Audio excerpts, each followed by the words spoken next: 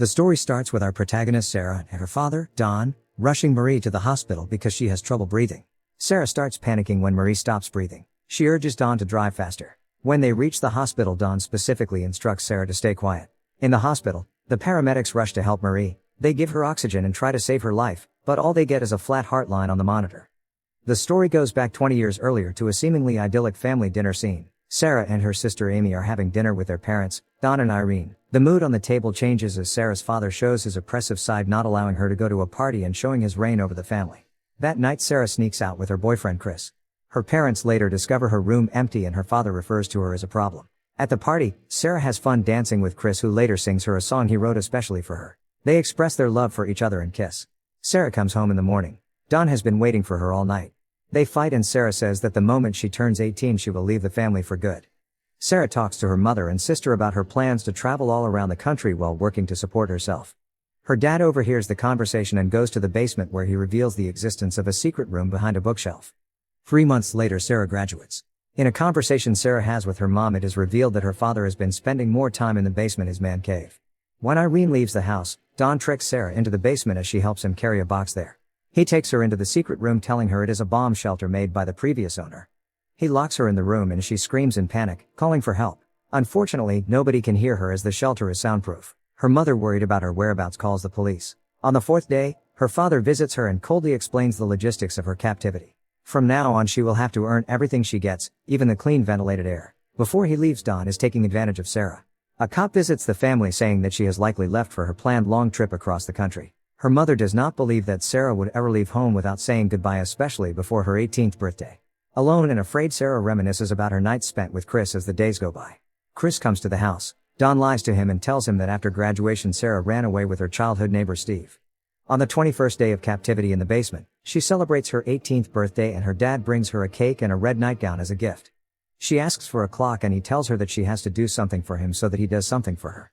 When she disobeys him, he beats her. Almost a year after her captivity, she is revealed to be pregnant and her water breaks. All alone, she gives birth to a girl named Marie.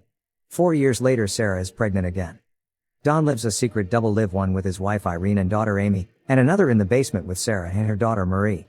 Still worried about the whereabouts of Sarah, Irene wants to hire a private investigator, but Don firmly says no. As a gift for being good, Don brings a TV in the basement for Sarah and Marie. Later on, Sarah has a second baby, a baby boy Michael. One night, Sarah makes her terrifying life story into a bedtime story filled with princesses and knights that she tells to her kids. Chris visits the house again, asking around for Sarah. Her sister Amy tells him the truth. Realizing that Don lied to Chris, they talk about how horrible he has always been to Sarah. Amy is afraid that Don might have killed her, citing his personality and bad temper in the past. To make the time go by, Sarah creates imaginary adventures for her children to help them forget the outside world. In the meantime, Don is confronted with his lies by Amy and Irene. A horrible fight ensues. Furious, Irene yells that she'll do everything in her power to find her daughter. During their fight, Don drops his keys on the armchair. Amy takes the keys and goes around to the basement to look for clues. Don finds her, gets his keys back, and fights with Amy. She is mad, afraid, and blames him for causing Sarah's disappearance. As time passes by, Sarah has another baby boy who she names Thomas. Being nice and calm, Sarah convinces Don to take the third baby upstairs. She persuades him by explaining that there is no room for another baby in the basement and that she doesn't have the time to take care of it. The baby is left on the house's porch to be found by Irene. In a heartfelt note in the baby basket, seemingly written by Sarah, she writes that this is her baby and that she wants it to be raised by Irene. In the letter, she explains that she and her boyfriend don't have the means to take care of the baby. In the basket, there is also another note from Sarah pleading for help. Unfortunately, Don is the one who discovers it and assaults her again. The years go by. In captivity, the children develop an extraordinary imagination, expanding their mom's bedtime story. By now, Sarah has been in the basement for 14 years. Marie has grown into a beautiful young girl that one night tries out makeup. When Don shows interest in her beauty, Sarah begs Don to leave her daughter alone. She does not want her to be assaulted. In return, Don shuts down the power which controls the clean air. While gasping for air, Marie expresses her concerns about never meeting anyone and having no friends.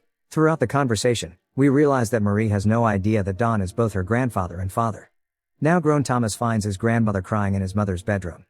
Irene misses her daughter and talks to Thomas about how magnificent Sarah is. At the same time, in the basement, raindrops start dropping from the ceiling. Sarah climbs up to discover a damp roof. Using a spoon, she digs her way to the surface, where she flashes a distress signal. A neighbor notices it and tells Don about it rather than checking it out. Don beats Sarah, who is pregnant again. The beating causes her to lose her baby as she sobs from the pain. Sarah has a stillbirth and Don buries the baby in the yard. Don goes to the basement and complains. He also praises Thomas, who is now a strong athlete. When Marie and Michael ask when they are going to be let into the outside world, Don blames Sarah and her bad behavior. She is the reason they are down there, trapped. Pressured by her children's endless questions about their life, in a fit of rage Sarah shouts and demolishes all their furniture. Exhausted, she falls to the ground, remembering her happiest moments with Chris. Her children put a blanket on her and clean up their home. They apologize to her. Emotional Sarah tells them that they're old enough to hear the true story behind their life in captivity. So far they knew that Dawn lives upstairs with their Aunt Irene to help take care of Thomas. Sick of all the lies, she tells them everything, starting from the fact that her life is the inspiration of their favorite bedtime story. Gently she explains that Don is her dad, as well as their dad. The moment Marie finds out the painful truth, she has a severe asthma attack. The children now feel that there is something wrong with them. Sarah reassures them, telling them that she loves them and that Don is the only one to be blamed. A year later, another incident occurs between Don and Michael after Don insults Sarah and her appearance. The food for the basement is being rationed as Don is having trouble at work. Soon he loses his job. Facing a foreclosure, Don tries to suffocate the family in the basement. He connects the car exhaust fumes with the air vent. He gets interrupted by Thomas in the garage, who unknowingly saves their lives. While Don and his family have a fun barbecue in the yard, Marie is sick, struggling to breathe. Don refuses to take Marie to the hospital. Sarah begs for his help. She promises not to say a word about anything. Don agrees. Michelle is left behind. 20 years of captivity have passed and we are now at the beginning of the film when Maurice is being rushed to the hospital. Sarah is extremely worried about Marie's life and feels truly relieved when the doctors save her life. When the nurse asks for more medical history, she is told that Marie is homeschooled and has only been treated with natural remedies. Sarah slowly scans the hospital seeking a way out, but she looks tired and lost. In an attempt to escape, Sarah spills water on the medical forms and separates from Don. Seconds before Don gets to her, Sarah reaches the nurse confessing she needs help. A police officer goes to talk to Don. The police arrest him. Sarah announces this to Marie. They are safe and free. The house is filled with police who free Michael as well. Irene and Thomas are devastated when they see Michael gasping for air as they take him out of the basement. Don sees everything from the back of the police vehicle. Later on, during a beautiful summer's day, Marie, Thomas, and Michael play in the countryside while Sarah, Irene, and Amy watch over them from the house's porch. Marie notices someone coming from the driveway. It's Chris. He arrives on his motorcycle. Together with Sarah, they go for a walk.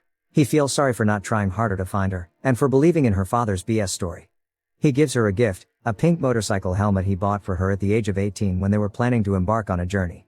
Finally happy, together they go on their long-awaited motorcycle ride.